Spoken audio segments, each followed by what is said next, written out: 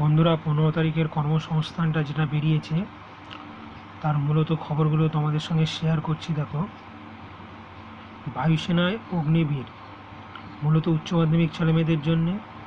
মূলত এই পোস্টটা অস্থায়ী বা স্থায়ী এটা নিয়ে কিছুটা ডিবেট থাকলেও আপাতত যেহেতু বিজ্ঞপ্তি বেরিয়েছে অফিসিয়ালি, সেটা তোমাদেরকে শো করছি। তোমরা সেই মতো বুঝে শুনে অ্যাপ্লাই করবে এবং পরিবেশ পরিস্থিতি হিসাবে সামনের সিদ্ধান্তগুলো সরকার গ্রহণ করবে।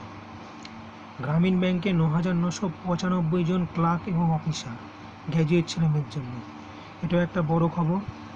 ব্যাংক নোট প্রেসে ৩৯ জন টেকনিশিয়ান 39।